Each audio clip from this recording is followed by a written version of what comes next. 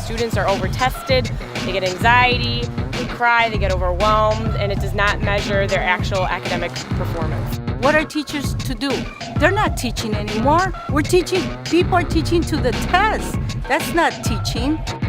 Think that a lot of testing in general is not really helping kids succeed. It's more used to punish children, rank and sort them. And filling in bubbles is not what children go to school to do. As a parent, I'll support the teacher because they're the ones there every day with the kids. Not the board ed, not the politician. I think that it's time that we took back teaching from the business leaders who think that they can do it better. Not having these high-stakes tests that don't necessarily measure what we teach in class. Over 500 parents, I think it's over 600 now, have turned in opt-out forms. What's easier, to just give them a piece of paper and sit there and watch the kids test, or to actually be teaching?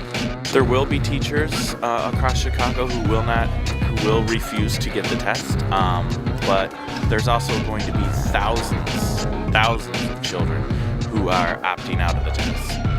We're the ones who know what teaching should look like. We're the ones who understand what exams should be used for and what they should not be used for, because we understand best practices around this, and it's time that teachers get trusted again to know what is right for our students. These testing companies, it's a multi-billion-dollar industry. Educators are not involved in necessarily writing the standards or tests. There's a lot of money that comes in from Rupert Murdoch. He owns Wireless Generation, which is used in a lot of our standardized tests in Chicago.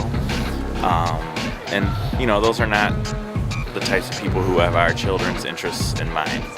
You really see that this is a fight that's larger than themselves, and a lot of pressure has been put on them.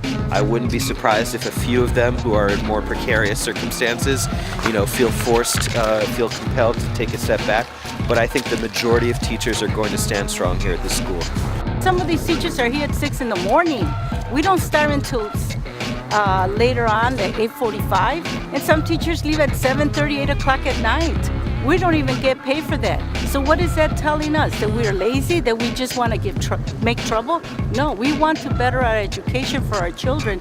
They would much rather spend their money and their resources on collecting data so that they can use it to cull teachers and blame basically the teachers on the ground rather than the policies that they're pursuing for the failure to overcome the equality gap in both education and in our society. And at this particular point, the test does not matter. We know that they will only be used for the mayor and Barbara Byrd Bennett to select more schools to close in the African American and Latino communities. They're misusing these exams as ways of judging teachers specifically, and what that really is about trying to pass the blame on.